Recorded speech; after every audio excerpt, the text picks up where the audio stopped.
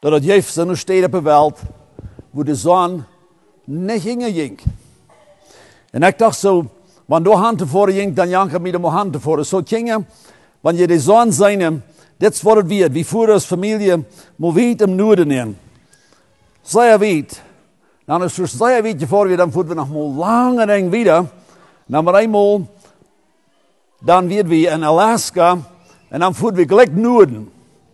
Dat wordt klok 11, tussen klok 11 en klok 12 zovis, we voeren gelijk Noorden, en dan schijnt de zon ons gelijk van verre zum Fenster in.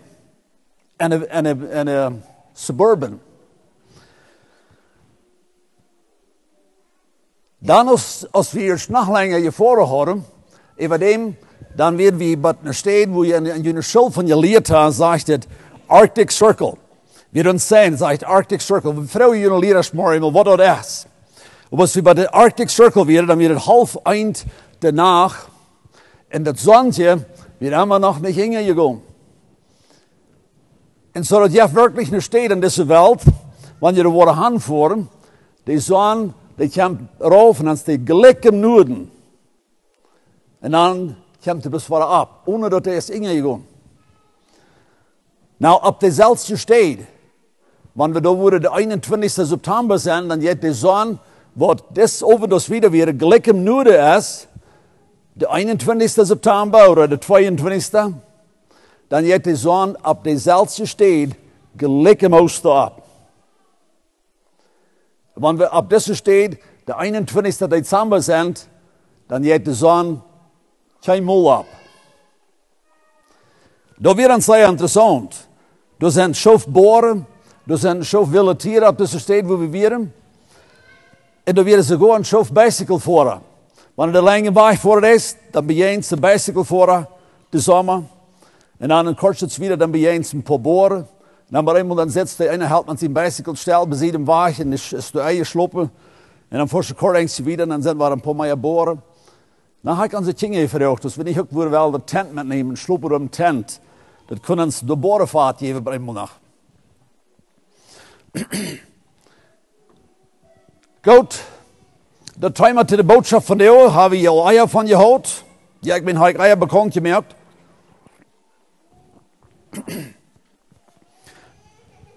Ik hoop, je hebt je een vrouw metgebracht. En wanneer die vrouw nach einer Fupstap gestappt hast und noch nicht hast aufgegeven, da wenn du wel eens nach bei mir uitkomen. Ik heb je dat gezegd, dat deze vrouw wat je zullen beantwoorden, dat is geen val bijna, dat is de antwoord geven. Einzelne von jullie sind hier nicht eier gewasst, so die Frau, was wir von dir wollen betrachten, ist das, wenn du kannst so leben, als du willst, in jedenfalls im Himmel kommst, wo wirst du dann wählen zu leben? Einzelne Menschen haben einen schweren Titel mit das Frau, ich sage, nee, ich wünsche, dass jeder eine wird bloß ganz aufrichtig an sich sein, das, was ich dann wird leben. Da würde je doch nicht schwer sein, zu weten, wo ich dann leben würde. Ich sehe laatst, wenn Gott je würde Passport geben, und er sagt, du kommst zum Himmel. Wenn der Passport was holen, du kommst zum Himmel. Krijg je nog wo du leben wirst. Wo wirst du dann leben? Ich hoffe, je hat die Antwort an der Kost geleicht, because das ist wichtig. Die Antwort, was du und ich zu dieser Frau gegeben haben, ist ab ihrens. Das ist sehr wichtig, was wir von Antwort haben, because das ist eine lange Antwort zu deiner Freiheit in Christus. Wir wollen von dir Antwort, an deiner Antwort, eine Antwort finden zu deinem Leben. Ich habe diese Frau mir einmal gestellt. Ich glaube nicht, dass ich den Swiftplan mir gestellt habe, aber ich habe mir einmal gestellt. In eine Salz, dann werde ich in eine andere Kirche, eine andere Kirche, dann frage ich durch. Dann frage ich die Lied einfach, sagt mir mal, wo will je leben, wenn je wüsste, je käme jedenfalls zum Himmel. Krijg je nou, wo du wirst leben, je käme jedenfalls zum Himmel. Wo wirst du dann leben? Und dann sagt einer hier bei ihm und sagt er, oh, wenn ich wüsste, dass ich eine Weg zum Himmel käme, ich lebe, dann würde ich bloß wählen, einen Sinn zu leben. Ab eine andere Antwort würde ich heim von ein bisschen eine ältere Person. Die sagt, sei ja so. Dann würde ich bloß ganz gleichhaltig worden. Ich würde nicht mehr drum geben. Einer, der sagt sogar, hij wordt, ik weet niet graag wat het zegt, maar in deze lijn ongeveer, ik moet stelen, maar ik rijk weer. Want ik ende weer naar een hemel zijn. De andere had dit gedanke, dat hij wordt, dan wordt hij zich het leven nemen. Maar ik daar naar een hemel zijn, moet ik het leven nemen. En dan, ik had een paar steden gevraagd, maar eenmaal weer een tante, een beetje door van de hinterkant, die had meerdere kleine kinderen aan zich, leven wird zij drak, kusijn wird zij drak. Dan houdt zij hand op en dan zei ze dit erbij. Wanneer ik wist dat ik ene weer naar de hemel kwam, dan moet ik met mijn ganse hart, met mijn ganse leven, Jezus zijn. En ik zei, dat is de antwoord naar wat ik geleerd heb. Zo, ik hoop je hebt je een antwoord gegeven. We willen van jou de thema bechecken. Ik nam het thema, wie stehst du met deiner Liebe? Wie stehst du met Jezus? Oder wie stehst du met deiner Liebe zu Jezus, kunnen we zeggen. Weet je wat? Ik had het immer nog klaar. En je langer ik leef doe, je klarer heb ik dat Christentum als einzige leven in deze wereld, wat werkelijk een leven der vrijheid is. Ik had al veelmaals dit gezegd, dat es bloos een Christentum, waar een mens zo leven kan als hij wil. En een andere religion, of ohne religion, door is geen staat waar een mens maar einfach zo leeft als hij wil. Even een mens, wat ik van jou wil erklären als 100% eindeutig niets dran heeft, ik geloof dat je heeft geen God, dat die even leeft niet zoals hij wil. Die voelt zich beständig gebonden, die kan immer niet waar niet dort, wat hij moet leisten. Zo, wat is dat? Ik wil van jou, waar we nu een aantal verschillende schriftsteden kijken. En zoals ik zei, we willen van jou nu de vrijheid in Christus zeker. Waar stehst du met Christus? Bist du van jou vrij in Christus? Ik had het vielleicht euer gezegd, maar ik zei dat dan nu best nog waar. Want de Bibel zegt dit, dan meint de Bibel dat.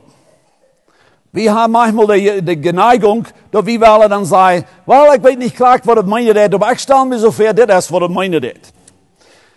Nou ja, we kunnen hier niet helemaal alles verstaan, maar wanneer de Bibel zegt vrij, dan meint de Bibel vrij, en dat woord vrij, dat meint vrij. En zo, wanneer ik hier van jou een vel wil hebben, en dat had ik hier in een klootje ben, in een kleine klootje, dan wordt het vel er immer van ene zijde naar de andere zijde vliegen, dan wordt het helemaal niet zo raar in schwung komen, maar dat waar aan de andere zijde weer, dan wordt het treeg, wie weet wat dat is, met die vel. Dan moeten we zeggen, hey, laat dat vel er maar uit.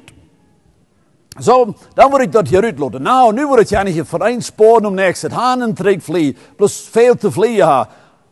Is dat veel al vrij, want het van een ander klootje en dat je bieden neemt, is het dan al vrij? Waarom niet? Because het kan nog niet ruit. En wanneer op eenmaal wat ruit kunt, dan is dat veel vrij. Zo, wanneer de Bibel zegt vrij, dan meint hij vrij. Dat meint niet van een kleine klootje en een grotere klootje in. Dat meint dan ganz vrij. Zo, we gaan ons een paar versen checken wat van deze vrijheid reden. En dan worden we weer, later worden we teruggaan naar Filippa. Maar in Galaten, het 5e kapitel, de eerste vers.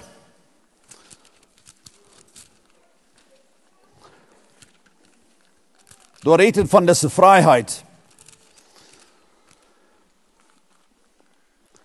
So Paulus heeft dit brief geschreven, wanneer je wordt Galater studeren, dan weet we dat, als het is bekend in de eerste paar kapitels, dat Paulus, als hij aanmoedigt met hen, dat zij zijn zo schwin afgevallen en hij zich laten irriteren van een falsche evangelium. Zodat jetzt so wieder in dem Galaterbrief, en hij erklärt wat nog waar een beetje even, en dan schließlich im 5. Vers, dat zegt het, so steht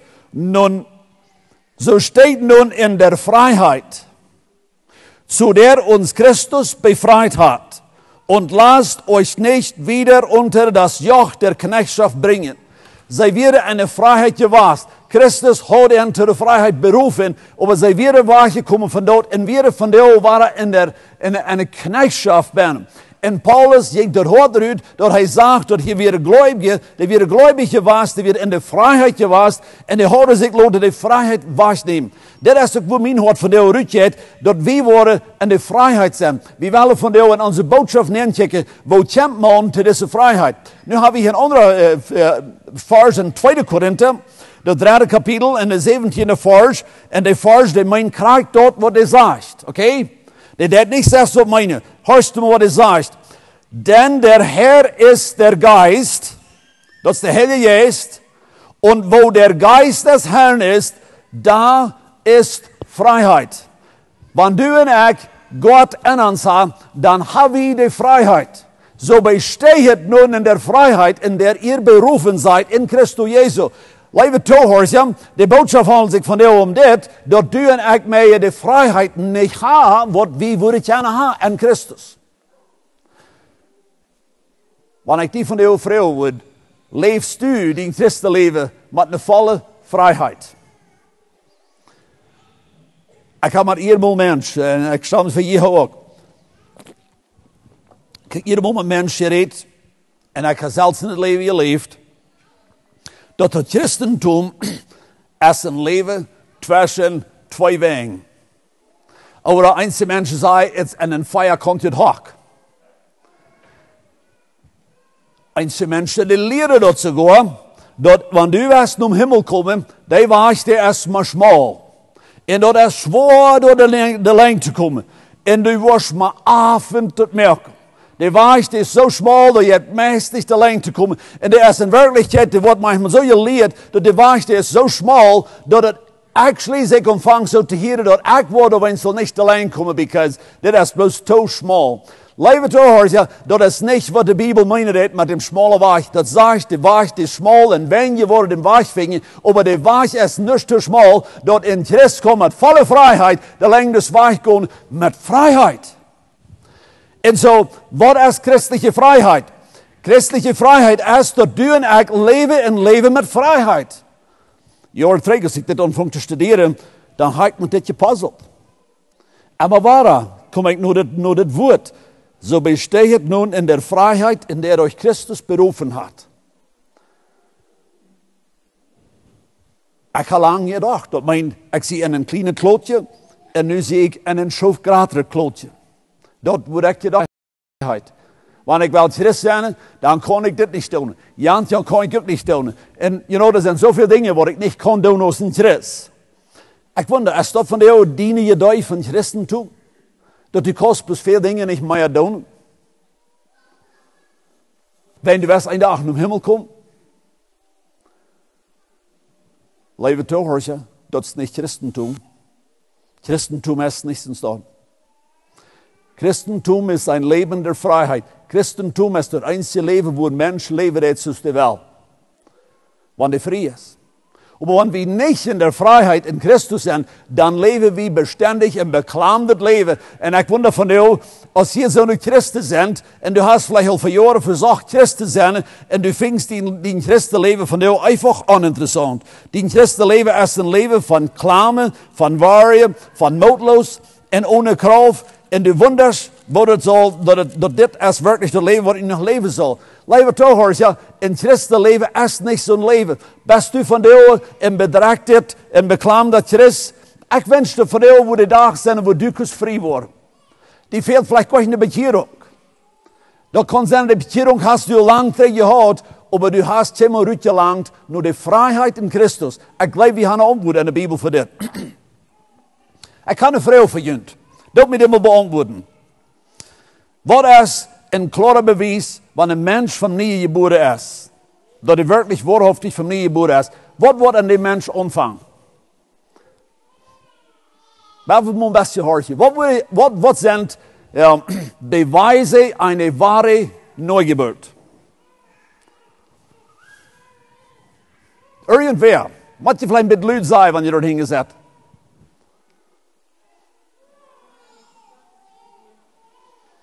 Vergebung? Well, that's for sure.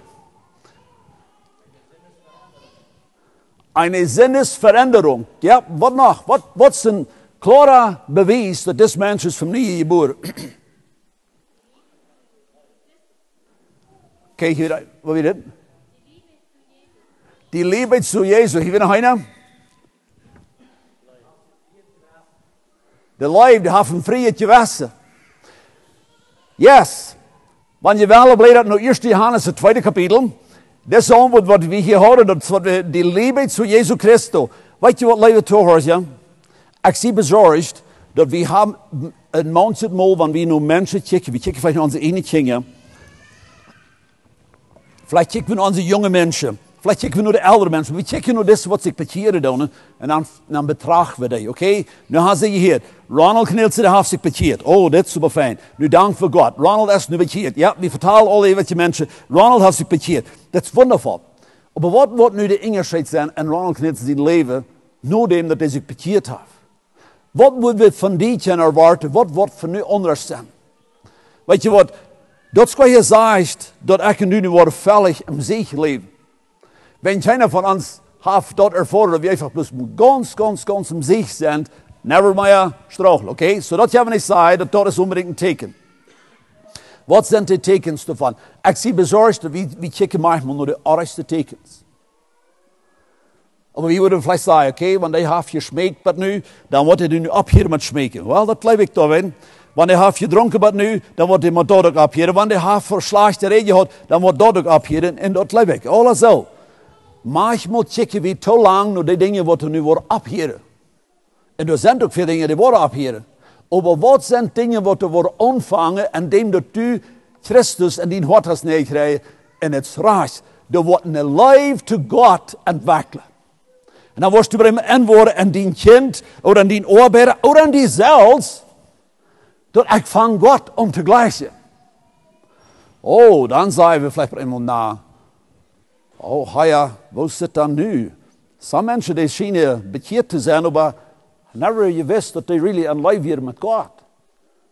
Die kennen zeer smak leven en die hebben ook al veel geändert, maar dat die really een leven met God zijn, wordt ons nog meest een beetje zo vreemd zijn. Ik denk dat dit van jou keinem niet staan bloos bekeerd en onbekeerd. Maar één ding met me klaar. Kijk maar naar 1 Johannes, het tweede kapitel. En daar wordt veel meer zijn. 1 Johannes is een wondervolle boek en dat timer gedacht. Maar kijk maar, het staat. Dat redt hier van jou te de bekeerden. Ja. So, ik schneid hier bloos groot zo neer. Ik wil niet den ganzen Text nemen. Aber hier sagt im 5. Vers, wer aber sein Wort hält, in dem ist wahrlich die Liebe Gottes. Vollendet. Gleich dort, so ist die engelsche Sprache des Vers hat, und es sagt, en er steht het woord vollendet, dan heeft het dan een woord dat naast zich op Engels zegt, perfected. Wat meint dat die leven te God zien wordt meer, wordt dollar perfect. We lezen wieder. Daran erkennen wir, dass wir in ihm sind. Wer da sagt, dass in ihm bleibt, der soll auch so leben, wie gelebt hat. Aber trägt um 5. Vers. Wer aber sein Wort hält, in dem ist wahrlich die Liebe Gottes. Die Liebe zu Gott ist wirklich das Ding, was ein Beweis ist, dass du und ich sind von nie geboren. So, nu komt das Jongdelijn. En hij komt nu dit Samuel. En hij vraagt hem al, wees met mij, ik wil die bevrijden, ik wil die vrij maken, du kost mijn vrouw zijn, ik wil die aannemen. En de Samuel zegt, ja, ik wil met die. Tweede wieder vraagt de man, hey, wo jij het? Nu hast du een boyfriend, wo jij het over die boyfriend? Nou, pas ik weet niet. Nou, gleich dem jong, oh, never even gedacht. Wie worden bloß plötzlich weten, dat dit wordt never wat doen met deze geschichte. Waarom niet? Because du hast keine Liebe für den Boyfriend entwickelt. So, wenn ich von der die komme und sage, so, ich habe hier, du hast die bekehrt. Wo deed het? Kost veel een Liebe hast du Jesus? Nou, ich sage, no, never even gedacht. Jesus. Wer ist Jesus? There's something missing. Du wirst never free worden als Gott sein Kind, unless du een Liebe entwickelt te den Heiland. Ik zie van jou bezorgd dat manchmal worden ingerechten op zo'n wijze geeft dat het holen zich dat bloß boze, dat holen zich of course, on de bekering, maar Wusste leeft Jesus Christus. Wel, wanneer de ware bekering passieren deed, dan fangen we dat aan te gleichen. We fangen niet bloß Jesus aan te gleichen, we fangen zijn woord aan te gleichen. Zo, trek nu de vraag wat je zullen beantwoorden. Waar moest je leven, want je kunt leven zoals je was en daarna naar hemel komt. Nu wil ik je een antwoord geven. Wanneer ik nu moet zeggen, wel, wanneer ik de ene weer naar hemel kom, dan leef ik dan nu weer van mijn haben goed. Dan weet je nu al wat dat is wat ik gleich doe. Niet zo? Wanneer ik dan moet zeggen, wel dan leef ik weer in de zin van onmoralisch leven. Dan weet je nu wat dat is wat ik gleich doe. Wanneer ik moet haar in 6 wat geschreven, vielleicht moet het zijn, dan moet ik me mal, wat wil ik mal aangaan. En ik moet rechtverzekerd worden. Ik moet me zelfs beschmucken. Ik moet, vielleicht moet het zo'n fijne ding zijn, als ik moet de wereld rondreizen. Nou, dat wist je een beetje, en ik ga niet doen, wanneer nog verstrest zijn. Maar de antwoord wat u geschreven hebt, dit is een vrouw, zegt die met wat u in leven bent. Wanneer ik en u dus antwoord geschreven heb, ergens zes wordt, als ik wil dan Jezus dienen, dan best u met het ergste ding in de leven. En dan zijn u en ik van jou niet in de vrijheid Christus. Nou, ik hoop, zei dat we haar oprechtig geantwoord over worden van jou over nog weer oprechtig antwoorden, aber wanneer ik en u niet werkelijk klaar heb, dat ik wil mijn ganze leven voor Jezus geven, kraken don't. Als ik moet om hemel komen, dan zijn we niet vrij. Krijg zo als de bruid, wat bij de brigam staat in het jas, en ik hoop nog langer als plus bij de jas, maar de brigam moet de bruid zijn, weet je wat, kost doen wat er was. Hij heeft niet angst dat de bruid dan moet uitkleven, heeft hij? No, hij weet ganz snel, dat wanneer de bruid wordt kraak ze doen als de wel, dan wordt hij bloos, wanneer ze kunnen nog een beetje dichterbij komen. Woeween? Because de gleichte. Jezus zegt voor jou today, dat u kost kraak zo doen als u was. En wanneer mijn die leven door is, dan kom je bloos een beetje dichterbij naar Jezus. En dan leefst u kraak zo als u was. Niet zo? Is het christenleven niet een interessant leven? Is het christenleven niet een wondervol leven? Wanneer u en ik dit aber niet klaar hebben, dan zijn we in een trouble. Dan zijn we op eerst in een trouble. Zo we willen van jou checken, wanneer ik dat niet klaar heb, wel kan ik doorheen komen.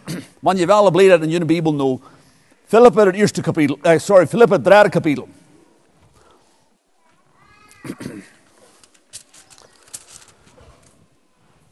En we vangen hier bij de vierde vers aan. Paulus schrijft van zichzelf. En we willen de tekst van jou nemen als we willen wat van leren. Wat brukt dat om in deze leven neer te komen, wo we worden naar Jezus getrokken zijn. We worden beständig ons wordt beständig jankeren om te komen. Obwohl ich auch obwohl ich auch in menschliche Vorzüge Vertrauen haben könnte, wenn ein anderer meint, kenne auf menschliche Vorzüge vertrauen, so könnte ich es viel mehr. En aanvangt dan op te nemen wat hij alles verfeinert heeft gehad. Am 8. Tag beschnitten aus dem Volk Israel, vom Stamm Benjamin, ein Hebräer von Hebräer, nach dem Gesetz ein Pharisäer. Was dem Eifer betrifft, ein Verfolger der Gemeinde, was die Gerechtigkeit betrifft, untadelig im Gesetz. Einfach ein vollkommener Israelit. Und dann sagt es hier wieder, aber was mir Gewinn war, das habe ich Christi willen für Schaden gehalten. Some von uns gehen der Stelle ders. Some von uns wird oorgescheerd. Uns wird einfach vielleicht ein bisschen so träggeschöpft. Wie wir das auch möglich. Von der aus du ich geferient aus Ronald Cornelsen. You know, ich gleich, soll ich sagen, ich gleich mein Leben. Ich sehe jungt tot gisteren. Wir sind recht mein Leben jetzt scheint. Wanneer wat eenmaal irgendwer wil komen en merken something te nus. Vangen me om bij zit nou te reden. En you know, stelen me wat voort. Of de handelen mijn vrouw. Of irgendwat, ik ben mijn kinderen. Something wil ons te schande brengen. Dat wil me zeggen, wij doen. Paulus muss alles aufgeben, was er hat. Hij wordt van alles wat hij houdt, wordt hij ganz te schande. Hij wird nicht da wird mis alle was. Was mir Gewinn war, das habe ich Christi willen für Schaden gehalten. Ja, ich halte in der Tat alles für Schaden, wegen der überragenden Erkenntnis Christus Jesu, meines Herrn, für den ich alles verloren habe. Listen, horcht nur dort. Für den ich alles verloren habe und halte es für Dreck, damit ich Christum gewinne und in ihm gefunden werde, dass ich mich meine eigene Gerechtigkeit aus dem Gesetz, dass ich nicht meine eigene Gerechtigkeit aus dem Gesetz habe, sondern die durch den Glauben an Christus Jesu kommt, nämlich die Gerechtigkeit aus Gott aufgrund des Glaubens, damit ich ihn und die Kraft seiner Auferstehung und die Gemeinschaft seiner Leiden erkenne, indem ich seinen Tod gleichgestaltet werde, wenn ich nur zur Auferstehung aus den Toten gelange. Paulus wird in Mann, er sagt aber einmal, dass er wird nicht in der Freiheit Christi, als er auf den Weg nach Damaskus wird, aber da hat er gedacht, dass er wird auf den Reich der Weg. Ich frage ihn laatst, wenn du erreicht bist, wirst du dort weiter. Paulus wird in Mann, er wird ganz am Erreichten und will dort nicht weiter. Aber Gott hält ihm ab und sagt, Saul, warum verfolgst du mich? Weißt du, Saul, besser rein, ganz erreicht. Und dann fing Saul an zu drehen. Und dann fing an Dinge loszulassen. Am 8. Tag besneden, hält nicht an. Israelit hält nicht an. Hebräer hält nicht an. You know, hält alle nicht an, because er hat in Jesus gefunden, wem er anfängt zu gleichen. Du und ich, wenn wir uns bekehren tun, wir wollen auch Dinge anfangen aufzuleiten.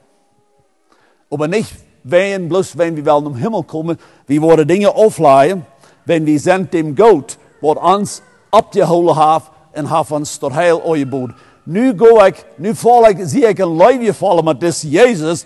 En ik wil aan dat wirklich in der Leven, in der Gemeinschaft von Leven mit Jesus zu sein, dan moet ik anfangen, dit ding auf te stonen, wat mij veel wert is. En sommige van die dingen, dat zijn einfach abfallende dingen, wat we bij hem aufstonen moeten. Mij wird het interessant. Dit is een zeer praktische Zeugnis. Dit is een vrouw, wie we woonden in La Crete. Sie fuhren nicht bei uns durch die Kirche, wir haben ein gutes Freundschaft geschlossen mit ihnen. Und dann sagt sie das, vertelt sie uns. Sie sagt, sie in ihrer Familie werden sich einen Tag einig worden. Sie würden anfangen zu beten, dass wenn da irgendwas ist, was uns zwischen uns und Jesus im Stich ist, dann soll Jesus mir das offenbaren. Und dann werden wir dort in den Stich rein. Na, sie werden nicht an die Kirche, sie werden viel liberal als wir werden. Und dann hörst du, okay, was soll ich tun? Dan zei ze, een dag, ik weet ze had ik geboten, en ze merkt zich eruit. En als ze zich eruit merkt, dan ze heeft het gebed. Dat God wijst mij, wanneer er irgendwas is, wat tussen mij en die lijf verhindert heeft, dan wil ik dat opstaan. En ze zei, ze had never geloofd, dat God aber eenmaal would dit ding wijzen. Weet je, dat is ook van du en ik, waar beden, God wijs me, wat is dat ding, wat ik tussen mij en die lijf heb. Dat mag een ding zijn, waar du voor jou geen idee hebt, dat zo'n ding, God die wordt wijzen. Als zij dan in shop, in spelen, en schaffen heeft met zich kamer, dan maar iemand dan zit ze op een shelf, zit ze die voor, maar wat ze zich ihre haar voorbereidt. En God zegt, nu leid je af. Nou, wenn ein Mensch bloß Schmack gegriffen hat, das ist ja ganz Schmack. Aber in Fall wieder eine andere Geschichte.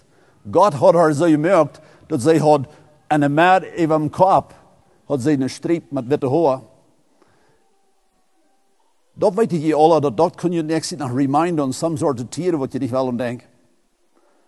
So sie Farbe hat ihre Haar lang geformt. Aber das Abend, da ging alle Farbe in die Garbage nehmen. Wie packt das Oké, so dat is wat ik broeken deed. En ik geloof dat het wat broeken deed. We denken veel meer aan grote dingen. We denken vielleicht aan zin. Nou, keiner van ons leeft in zin. Ik hoop, keiner van ons leeft in zin. Maar dat is waar een manche Christ van de is. Ik zie ganz vrij van zuipen, ik zie vrij van schmeken. Ik ga de reine goede gemeenschap op internet. Ik schwien niet allebei ram. You know, ik leef acceptable.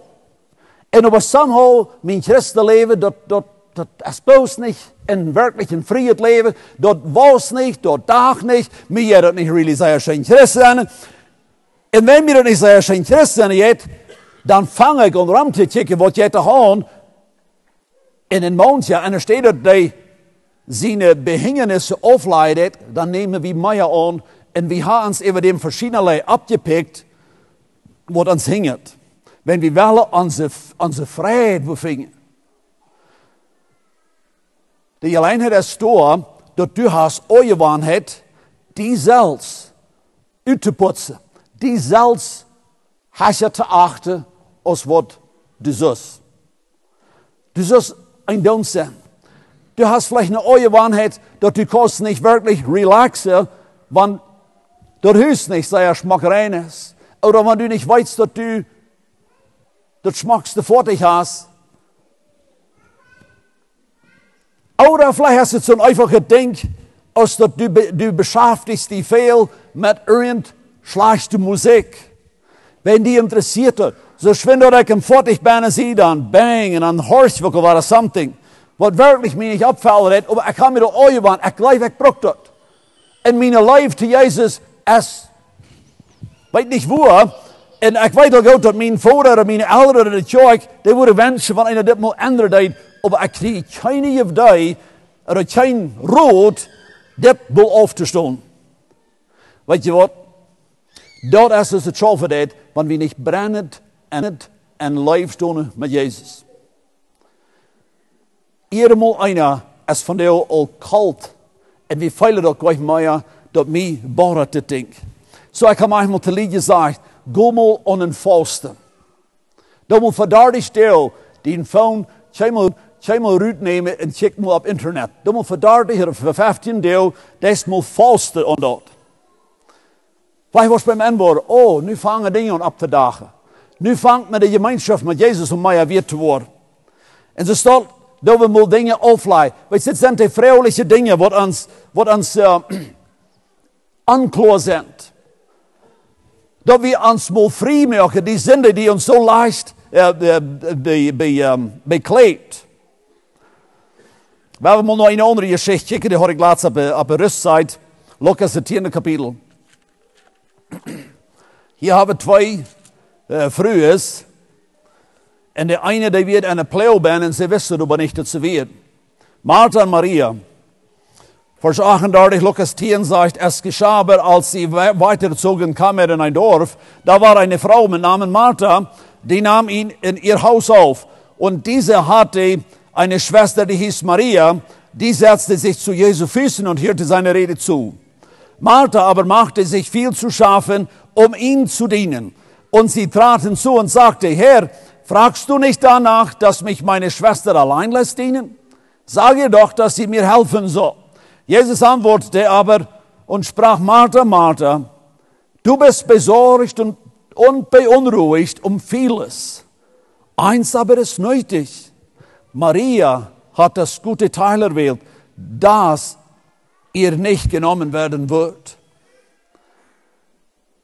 Van der willen du en ik ons bekijken en onze leven to Jezus. Ik stel me zover, die vrouw wat du beantwoord hast, die zegt dir dort, wo du stehst. Martha kon nicht Jesus dienen, zoals zij wil. Weet je waarom niet? Because hij had een zelfs uitgedachte Christenleven.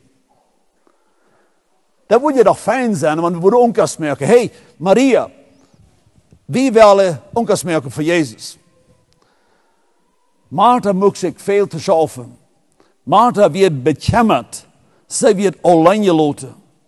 Irgendwo fühlt sie sich nicht befriedigt. Und so sie sagt, en was om zich te bevrijden. En was wird was. Ja, dat is het probleem. Veelmaal willen we ook Jezus dienen, maar we dienen hem en mijn was. Martha wird gleich besorgt, dass Jesus wird wirklich geirrt worden. Martha wird gleich besorgt, dass sie wird wirklich beeinflusst worden von Jesus. Martha wird bloß besorgt, dass Jesus wird impressed sein mit haar, was in ein Wahrheit auch gut wird. Aber am Ende vom Tag will Martha die sein, wo wirklich die feine Christ wie du warst. Bist du die von dir befriedigen mit Dingen von dieser Welt? Bist du auch ein Christ, zoals een manche Christ is, wat in deze Welt met neergrijpen en voeten en dingen in deze Welt? Vielleicht ist es nach, wo wir jetzt von hören, an wirtschaftlichen, vielleicht ist es ja, weltliche Ideen, vielleicht sind es weltliche Mode.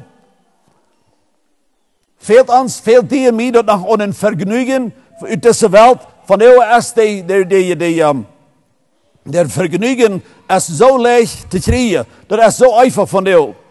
Bist du eine Person, die auch wel je zijn zijn? Like einfache kleine dingen. We horen van de morgens hier, ik ga het vertalen, Adeljemana. En dan reden we van de fortje wat we voren deden. En dan deelt einer met, wo hij te jaren tijd had met een oude fortje voor. En wo hij zich geschämt had. En de nächste deelt met, oder hij moet zien fortje met zo en zo goed schaffen, omdat hij zich really goed feilen deed. You know what? Dat zijn alles je feilen en dat is ook niet dat we er wel veel op zaten. Maar manchmal had ons die zo zwaar te houden, dat ik vergeet, dat ik zie actually einer, ik dein Jezus. Jezus is dem, wat ik gleiche doe. Mijn pick-up is vielleicht 10 jaar ouder als mijn vriend zien. Had ik never even gedacht, because ik zie opgeveld met Jezus. Mijn leven is voor hem. Wo het eraan komt, is dat in manche die even anstrengt zich van jou. En we leven een leven van hoge stress. Wien ik wel met die toepas. Klare met die toepassen. Als ik werkelijk de klaar heb, dat ik dein Jezus. De ganz meeste van onze Christen in Noord-Amerika worden met veel weniger beter voor Jezus zijn geschaffen als wat we nu doen. We zijn in een rat race bijna, we zijn in een peer pressure bijna, wat ons gepakt heeft.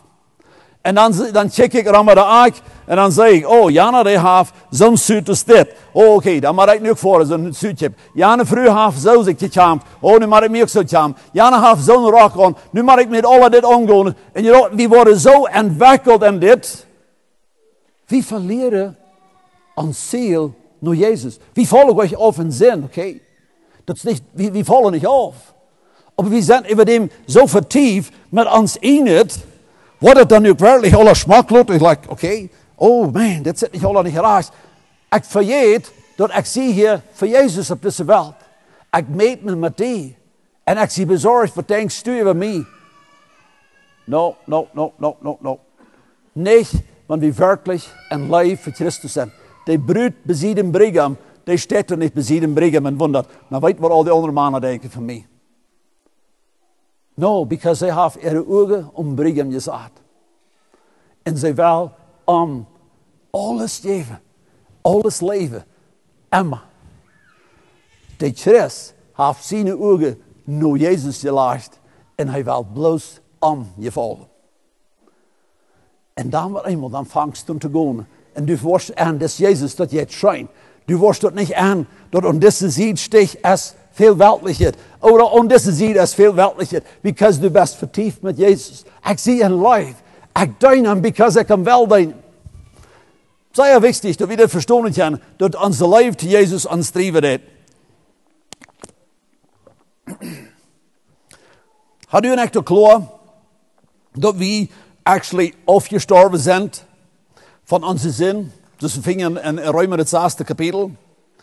Bist du van jou, van al die zin, van verbekeerde, afgestorven? Blijf dat wat je wel in Römer het 6. kapitel.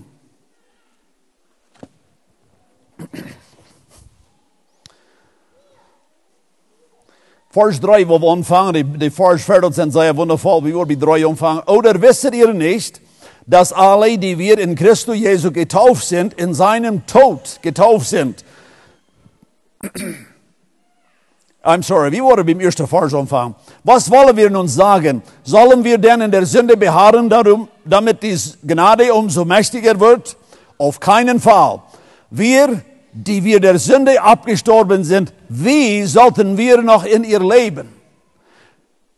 Zum Sinn aufstorben, braucht er dat du en ik een leef houden met Jezus. Ik zie van jou bezorgd dat manchmal zeggen we, nou nu moet alles afheren met zin. Well, that's true, du moet, maar wat was dan? Du moet stoppen afheren met zin, because du bist nu een leef gevallen met Jezus. Nu komt dit nieuwe leven wat aangevangen heeft, wo du een leef bist met dem nieuwe Brigham, dat komt dat niet meer uit, te zin. En daarin storfst du te de zin. Die heeft die dat nieuwe leven gegeven, du bist gestorven te de zin. We kunnen in keinem Fall zeggen, dat wanneer ik kan zo leven als ik wil, dan moet ik in de zin leven, because we zijn te de zin gestorven. Wanneer een Christ wil zeggen, oh, wanneer ik kan aanwenden om hemel komen en leven zoals ik wil, en dan word ik plus willen en zin te leven, dan weet je voet stoor, die in de bekering is irgendwann niet ganz recht. Because als een bekeerder Christ, dan bist du gestorven te de zin. Dit is de kamp wat jeder Christ in zijn leven beständig kämpft, wie Väter ans Fleisch. Sie, wir leben an ans Fleisch, wie beständig, wie Väter gegen ans Fleisch. Na, maar einmal dann weicht wir ab. Sind wir vielleicht über eine längere Zeit, haben wir vielleicht was gelesen, haben vielleicht Gesellschaft gepflegt mit irgendwem, dann bringen wir an. Oh, nu wordt me aufgelangt von der Liebe zu Jesus. Mir fängt das einfach ein bisschen an zu interessieren, was von dieser Seite hier hat. Dann storb ich war. Dann weiß ich, nu muss ich mal sterben, because mein Jesus kriegt nicht mehr alle ihr. Ich sterbe täglich, sagt Paulus. Wir sind aufgestorben. Ans Fleisch ist aber von der Natur, das wir einmal waren anfangen zu leben. Beständig sterben wir das auf. Anders wie in unser Leben können leben. Because so schwindet wie fleischlose leben, dann sind wir nicht mehr in der Freiheit. So werden wir bestehen in der Freiheit, was wir haben. Paulus, hij schrijft in Philipper het 3e kapitel, dat hij had alles verschoden geacht, omdat hij Christus gewennen wordt. We kunnen niet nog zo half en met één fout in de wereld leven. We vingen onze gerechtigheid in Jezus Christus. Dit heeft ons een geschenk. We weten, we zijn vrijgemaakt. Jezus heeft ons aangenomen. We worden alle minuut van jeder dag, wordt ons vrijgezet im Himmel. Ons wordt vrijgesteld als heilig, als ohne Tadel, onsträflich. En daarin zie ik zo een leven met Jezus, because ik werd verloren, maar nu heb ik het leven gekregen. En ik woon hier alleen. Dat zegt hier, wat bij u schon gewend wird, dat is nu verlust, hebben we gelezen. We blijven weer in Philipper het 3e kapitel, im 12e vers, dat zegt dit. Philipper 3,12 sagt, nicht, dass ich schon ergriffen habe. Sieh, erst von der keiner von uns wird sagen, oh, meine Liebe ist nicht ganz vollkommen zu Jesus. Ich habe es noch nicht ergriffen. Nicht, dass ich schon ergriffen habe oder schon vollendet bin. Ich jage ihm aber nach, ob ich es auch ergreifen könne, weil auch ich von Christus Jesus ergriffen worden bin. Lieve toehoorders, ja, van de is de vrouwen die best u in Christus, wat zijn leven en schwormoed en tussen twee tiening en je klamt geleefd heeft. Wanneer dat is, waar je geleefd hast, dan hast du van jou, ik hoop, du hast du ook wat gekregen, maar dat is because die life to Christus is niet werkelijk wat die drijven heeft. Du bist een leven met dingen van deze wereld.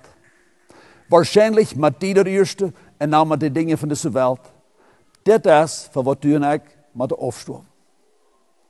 Omdat we ergriffen werden. Jezus wordt ons werkelijk te houden geschreven. Wie jou dat nou? Ik vraag van jou, over ik bid die. Want du van jou de klaarheid gekregen hast, dat ik ga even gelangt en ik neem dingen uit de veld om in mijn christenleven mee te vergenoegen. Dan sto af. Dan sto af. Wanneer die ontmoet deze vrouw zegt wat weer, als ik wil Jezus in je rondgaan, dan staal dat van jou terug. In vrije Christ leeft zijn leven zo als hij wil. Because zijn vlees, wat immer oorrecht wil gaan, is gestorven. Du leeft nu de geest en nu leef ik vrij. Besteed in der vrijheid in der ihr berufen seid.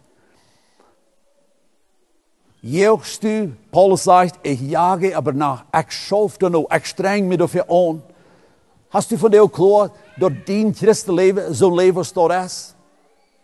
Weet je, dat was du en ik, we worden dan einfach bij doorkomen, wo we tussen ons en Christus persoonlijk worden Rechenschaft, oder ich sage das auf Englisch, ich sage, wir worden business doen met God persoonlijk. Weet je wat, wanneer ik en du bij doorkomen, dan wordt eenmaal, dan kommst du free van peer pressure. Ja, dan kost die bij eenmaal zo ontraken, als du geloofst dat het best is tussen die en Jezus. Dan bruk ik met mij bloß checken, wo heeft zij dat, oder wo heeft hij dat. No, dan kom ik hier bij eenmaal in deze leven neer. Een bruid, wat werkelijk een leven met een man is, die tragt zich niet zo'n kaaskleed aan als zij wel.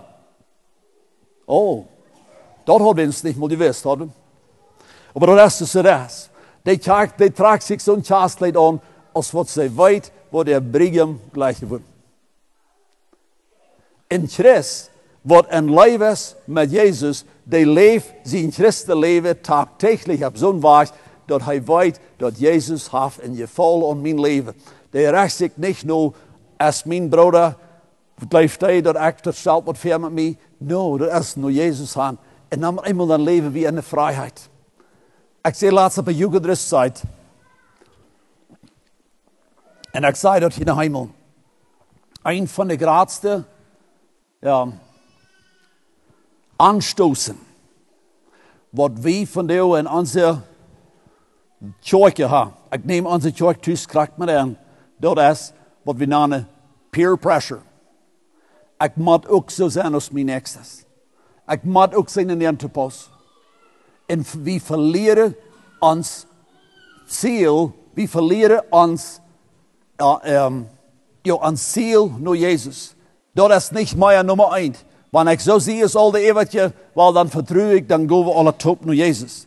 Als een gemeinde moeten we ook top schaffen. Maar dat is ganz klar wichtig, dat du deine leven laat regeren. Breng die leven van de vrucht en Jezus.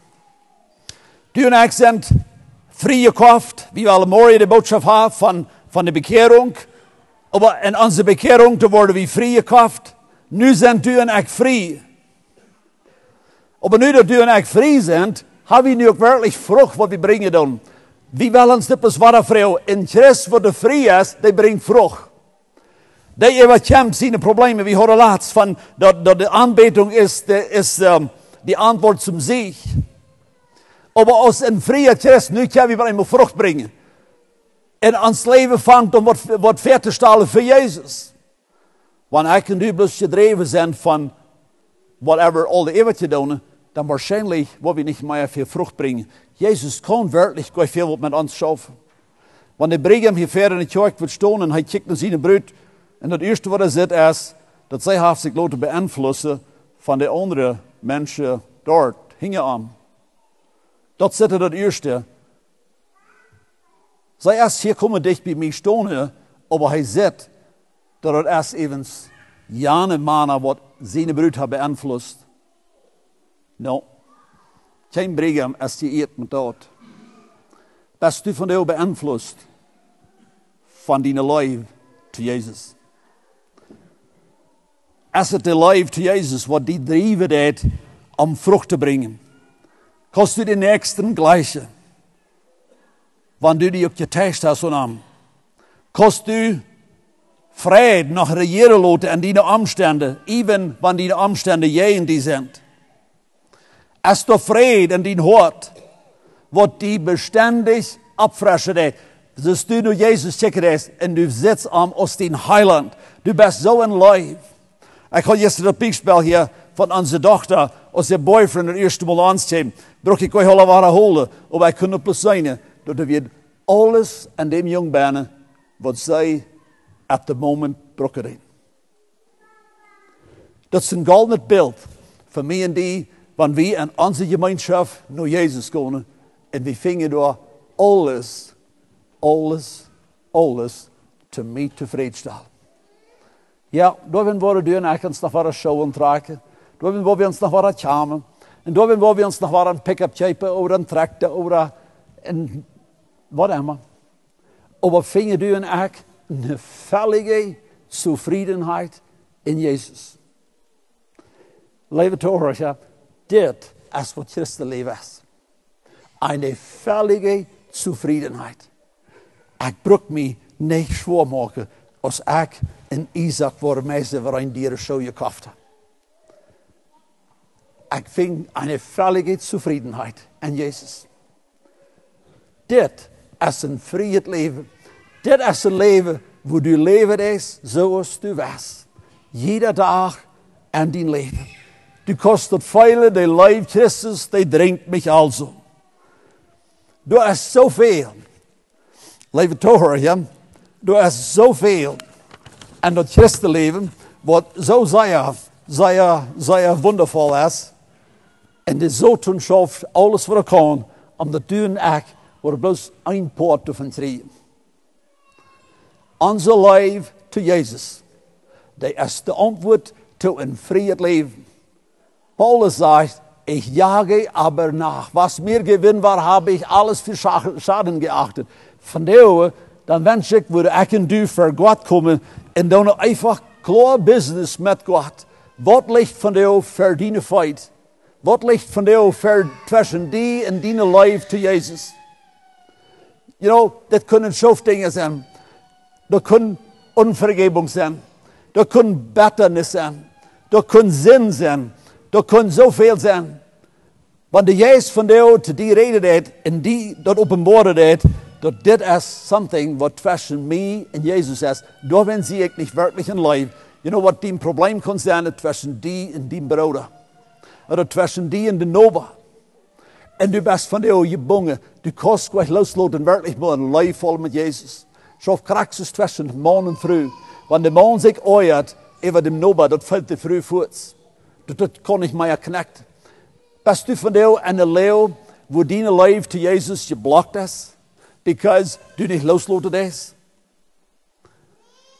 Is die leven te Jezus van jou geblokt, because du leeft in een weltliche zin, of in die ene, whatever, die grootste, die ene, zin, je jefst die niet aan? You know what, al deze dingen, die moet we bij eenmaal verdragen. Dat meint, dan lood ik die los. Dat kan meinen, ik doe vergeven.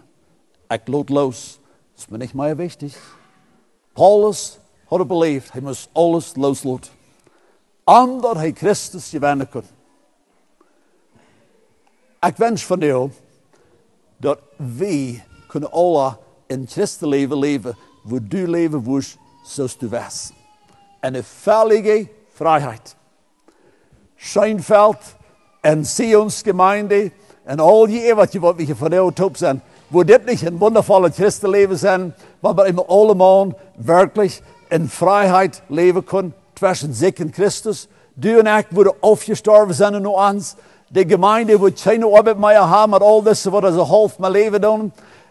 Jezus zijn leven wordt geen jij en stand meer hebben. Er wordt werkelijk ontvangen uit te schelen. Die hiezen wordt ontvangen op te gaan. En mensen worden ontvangen neer te komen. En jullie hiezen, because er wordt alle vrouwen vrij zijn. Die worden niet durven zeggen, oh sorry, ik had niet redden gemaakt voor jas. No, because they live Christi, they brengt ons maar door het kracht Gottes is verzend. We hebben gemeenschap. We hebben gemeenschap. Dine leven en mijn leven te Jezus te vindt zich zo eng. Zo wondervol. Wo stehst du van jou met dine leven te Jezus? We hebben ons eerste vrouw. Zie ik een leven gevallen met something else als Jezus? We hebben opgestonden. Wie worden van jou een stoot stil zijn. Ik wil haar iedereen zo voor zich persoonlijk met Jezus reden. En dan word ik Schluss maken. We hebben opgestonden, we hebben beden.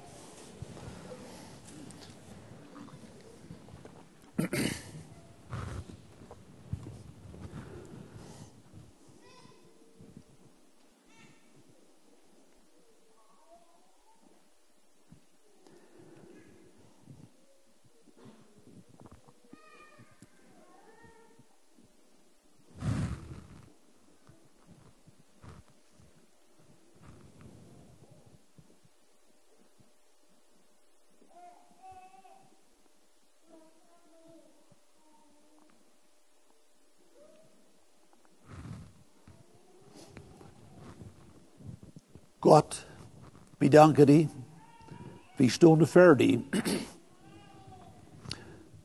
En Herr, we kijken van jou om iets, wo du schreeuwen deed voor onze zin, omdat we worden kunnen vrij worden.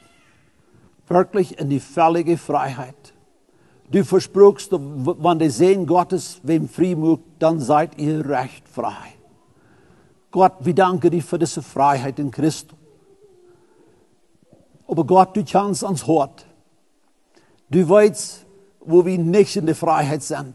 Wir lassen Bitternis, wir lassen Unvergebung, Stolz, Euer, Fleischeslust, Selbstliebe en zoveel andere dingen. Gott, laat wir im Stich komen en wir sind von dir nicht mehr veilig in der Leib. Oh Gott, ik bid dat u von dir met die Heilige Geest en mij en in ons allen schaffen.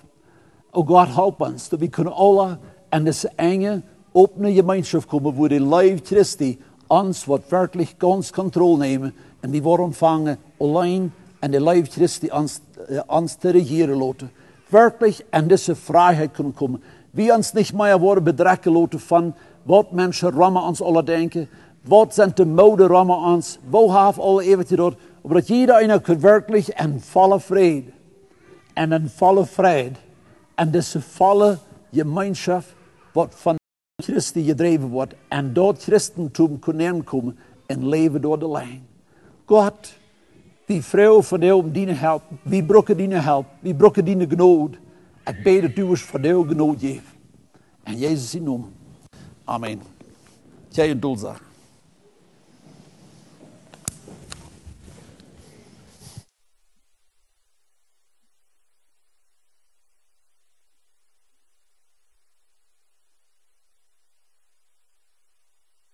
Okay, nächste kommt war ein Gesang vom Gemeindechor.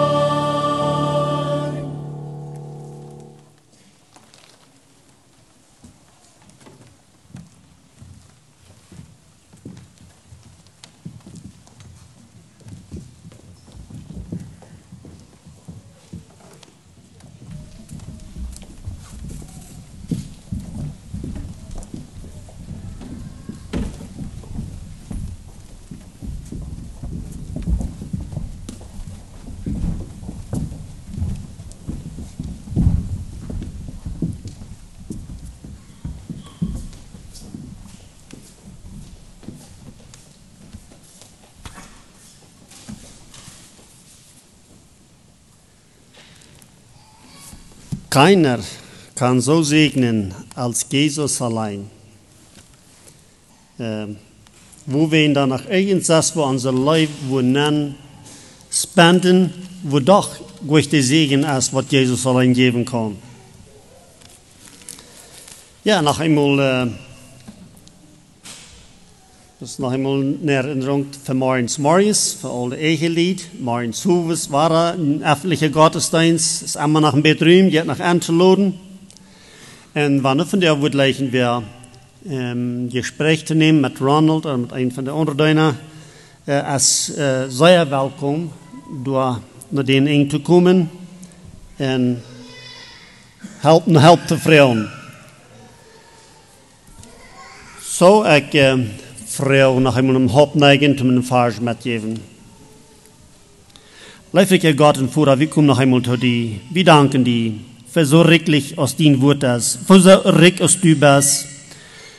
Herr, dass du alles hast. Du hast die volle Genüge für deine Kinder. Wir brauchen nicht wieder segnen. Du hast alles, was uns fehlen wird, um wirklich in der Freiheit zu leben. Help uns dort zu singen, zu erkennen. Und lasst uns auch nicht ruhig, wenn wir irgendwo unser Leben das, was uns beenden, wo wir mal einmal ein anderes Ding oder unser Leben den ersten Platz angerimmt haben als du. Herr, dann wies uns dort, dann magst du uns durch genug loszukommen. Die Gnade unseres Herrn Jesu Christi und die Liebe Gottes und die Gemeinschaft des Heiligen Geistes sei mit euch allen. Amen. So, Gottes Segen mit euch allen.